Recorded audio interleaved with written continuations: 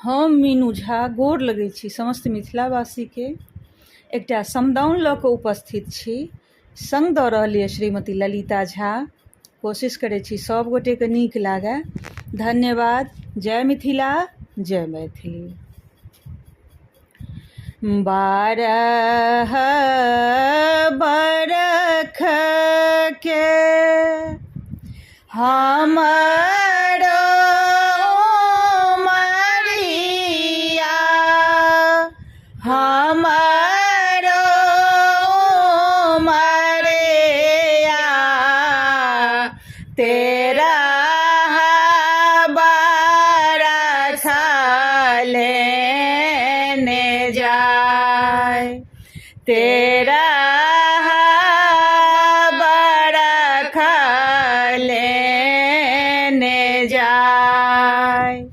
खेलै छलहुँ, धोपै छलहुँ, सोपते माओनेया,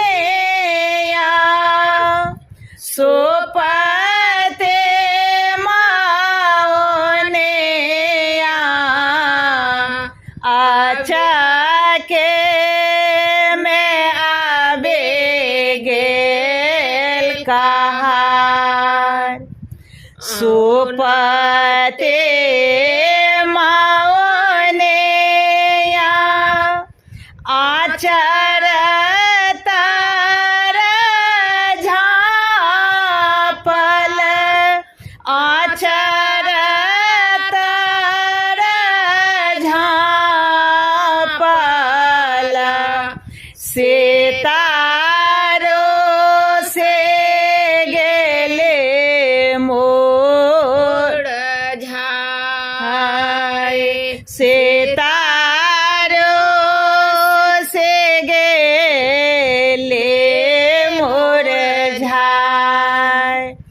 अपना महल सँ आमा बाहर भेले, आमा बाहर भेले, किया से तारो साले मोर झाय।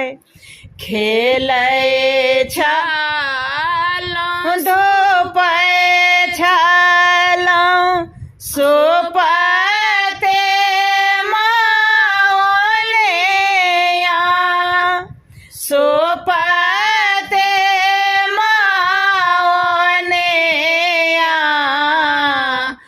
आजाके में आबे गेल कहार। कोने नेरा मोहिया अम्मा दिनमा गोनलकै, दिनमा गोनलकै,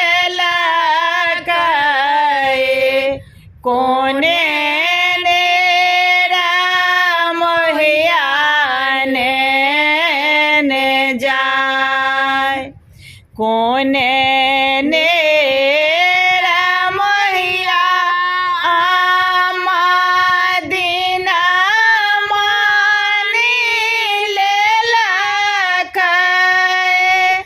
दिनमा नीलेलकै, कोने नेरा मोहिया नेने जाय।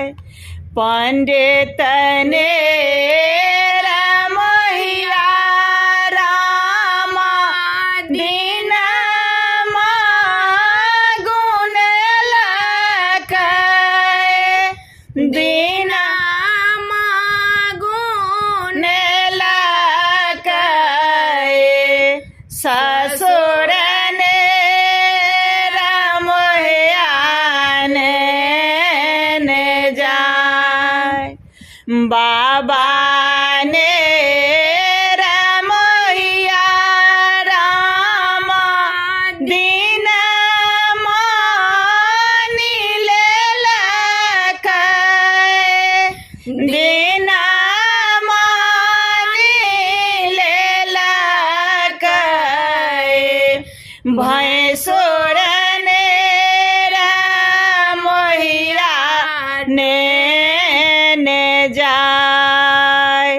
भैंसुर ने